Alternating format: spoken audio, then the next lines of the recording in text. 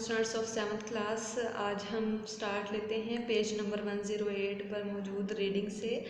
और page number 108 पर जो टॉपिक आज है वो है wavelength, speed, amplitude and frequency. अब ये सारी के सारी बेसिक टर्म्स हैं किसी भी वेव को कम्प्लीटली डिफाइन करने के लिए। तो इनको अब हम डीपली स्टडी करते हैं कि वेवलेंथ क्या है, स्पीड क्या है, एम्पलीट्यूड क्या है और फ्रीक्वेंसी क्या है। The basic terms to understand waves are amplitude, wavelength, frequency and speed. किसी भी वेव को अच्छे तरीके से समझने के लिए उसकी बेसिक टर्म्स का पता होना चाहिए कि हम वेव को किस तरह से डिफाइन कर सकते हैं। तो पहली इसकी टर्म है एम्पलीट्यूड, सेकेंड है वेवलेंथ, थर्ड है frequency and fourth one is speed. First है जी वेवलेंथ। वेवलेंथ क्या है? A wavelength is the shortest distance between two adjacent crest और troughs of a transverse wave. एक ट्रांसवर्स वेव में जो क्रस्ट और ट्रफ बनते हैं, इसे हमने कल डिस्कस किया था। साइड बाय साइड आने वाले दो क्रस्ट या साइड बाय साइड आने वाले दो ट्रफ्स के दरमियान सबसे शॉर्टेस्ट लेंथ क्या कहलाती है? वेव लेंथ कहलाती है। किसी भी वेव की लेंथ कहलाती है। For longitudinal waves, it is the distance between two adjacent compressions or rarefactions। ये बात भी हमें पता है कि longitudinal wave में compression और rarefaction पैदा होते हैं। तो अगर हम यही wavelength longitudinal wave में डिस्कस करना चाह रहे हैं तो उसमें हम क्या देखेंगे? हम compression और rarefaction के दरमियान का जो डिस्टेंस है उसको देखेंगे। तो दो compressions या दो rarefactions के दरमियान का जो डिस्टेंस होता है, जो लेंथ होती है, वो क्या कहलाती है? वेव लेंथ कहलाती है। अब यहाँ पे देखिए, ये ट्रांसवर्स वेव है तो ट्रांसवर्स वेव में आपने दो क्रस्ट देख लिए या दो ट्रफ देख लें। इनके दरमियान का जो डिस्टेंस है, इनके दरमियान जो लेंथ आ रही है वो क्या कहलाएगी? वेवलेंथ कहलाएगी।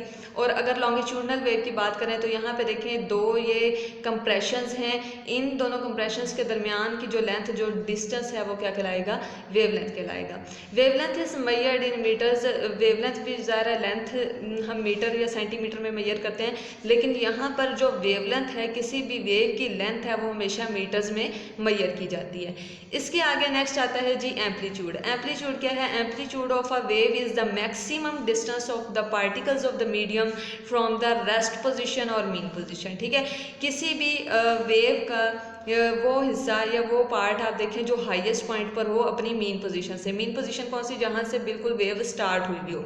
अब आपने मीन पोजीशन से वेव का हाईएस्ट पॉइंट देखना है। उस हाईएस्ट पॉइंट का मीन पोजीशन से जो डिस्टेंस होगा, मैक्सिमम डिस्टेंस होगा, वो क्या कहलाएगा? एम्पलीट्यूड कहलाएगा। जिस तरह यहाँ पे देखें, अब ये मीन पोजीशन है और यहाँ पर ये मैक्सिमम पोजीशन अटेन किया हुआ है ये पार्टिकल ऑफ वेव। तो इस पार्टिकल का मीन पोजीशन तक का जो डिस्टेंस है वो क्या कहलाएगा? एम्पलीट्यूड कहलाएगा। सिमिलरली ये तो हमने क्रस्ट की बात की। अगर ट्रफ में देखें तो ट्रफ में भी डाउनवर्ड पोजीशन में होगा, लेकिन फिर भी मैक्सिमम पोजीशन पर होगा पॉइंट। तो मैक्सिमम पोजीशन पर है डाउनवर्ड पॉइंट, तो मीन पोजीशन से डाउनवर्ड जो हाईएस्ट डिस्टेंस होगा, मैक्सिमम डिस्टेंस होगा, ये क्या कहलाएगा? एम्पलीट्यूड कहलाएगा। अब क्रस्ट में कौन सा है? ये हाईएस्ट पॉइंट, तो यहाँ से लेकर मीन पोजीशन तक का जो डिस्टेंस है ये सारे का सारा क्या कहलाएगा? एम्पलीट्यूड कहलाएगा। सिमिलरली यहाँ पर ये लोएस्ट पोजीशन पर है, लेकिन फिर भी पॉइंट ने मैक्सिमम पोजीशन अटेन की हुई है, तो मीन पोजीशन से यहाँ तक का जो डिस्टेंस है वो भी क्या कहलाएगा? मैक्सिमम एम्पलीट्यूड कहलाएगा। We can also say that it is the height of a crust or depth of a trough transverse wave measured from the rest position। अब ज़्यादातर जो ये क्रस्ट और ट्रफ देखे जाते हैं ये ट्रांसवर्स वेव में देखे जाते हैं। तो किसी भी क्रस्ट का, अब क्रस्ट जो है वो मीन पोजीशन से ऊपर की तरफ जो वेव का हिस्सा होता है वो क्रस्ट कहलाता है। तो क्रस्ट की जो हाइट है उसको हम यहाँ पर एम्पलीट्यूड के जरिए डिफाइन कर सकते हैं। सिमिलरली ट्रफ में देखें तो ट्रफ गहराई में है, नीचे की जानिब देखें तो डेप्थ अगर हमें पता चल जाए तो हम बता सकते हैं कि जो ट्रफ है इसका मैक्सिमम एम्पलीट्यूड कितना है। Amplitude is measured in metre M. ठीक है, M is the unit, metre length का यूनिट है। तो एम्पलीट्यूड जो है ये भी हमेशा मीटर्स में ही मेजर किया जाता है किसी भी ट्रांसवर्स वेव का। इससे नेक्स्ट है जी फ्रिक्वेंसी। फ्रिक्वेंसी क्या है? The number of vibrations produced by a vibrating body in 1 second is called its frequency. यानी अगर कोई बॉडी वाइब्रेट कर रही है तो वो 1 सेकेंड के अंदर कितनी वाइब्रेशंस पैदा करती है, वो क्या कहलाएगी? इसकी फ्रिक्वेंसी कहलाएगी। Frequency is measured in units called hertz. अब फ्रिक्वेंसी जो है ये भी एक फिजिकल क्वांटिटी है और हर फिजिकल क्वांटिटी यूनिट्स रखती है। तो जो फ्रिक्वेंसी है इसके जो यूनिट्स होंगे वो कौन से होंगे? हर्ट्ज के होंगे और इन्हें HZ से रिप्रेजेंट किया जाता है इसके यूनिट्स को। When one wave passes in 1 second the frequency is 1 wave per second और 1 हर्ट्ज। जब एक वेव जो है वो 1 सेकेंड में गुजरती है तो उस 1 सेकेंड के अंदर वो कितनी वाइब्रेशंस, कितने साइकिल्स कंप्लीट करती है, वो क्या कहलाएगी? इसकी फ्रिक्वेंसी कहलाएगी। और फ्रिक्वेंसी कितनी होगी? 1 हर्ट्ज की होगी। जिस तरह कि यहाँ पे आप फिगर में देख सकते हैं कि नीचे एक वेव दिखाई गई है। अब देखें कि इस वेव के लिए इन्होंने यहाँ पे दो जो है ना इसका एक फिक्स पोर्शन ले लिया। अब इस पोर्शन में देखें टोटल कितने साइकिल लिए जा रहे हैं। ये एक साइकिल हो गया, ये दूसरा साइकिल और ये तीसरा साइकिल, ठीक है। तो 1, 2 और 3 टोटल इसकी फ्रिक्वेंसी कितनी होगी?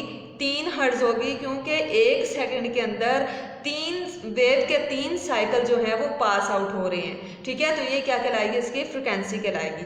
फ्रिक्वेंसी का फार्मूला क्या है? फ्रिक्वेंसी किस तरह से कैलकुलेट की जा सकती है? Frequency is equal to number of waves divided by time in seconds. आपको नंबर ऑफ वेव्स का पता होना चाहिए कि टोटल कितनी जो वेव्स हैं वो गुजर रही हैं। जिस तरह यहाँ पे 3 साइकिल्स गुजर रहे हैं तो ये 3 जो है वो नंबर ऑफ वेव्स होंगी और इनका गुजरने का जो टाइम पीरियड है वो कितना है? 1 सेकेंड है। तो इस तरह से जो टाइम पीरियड है वो क्या होगा?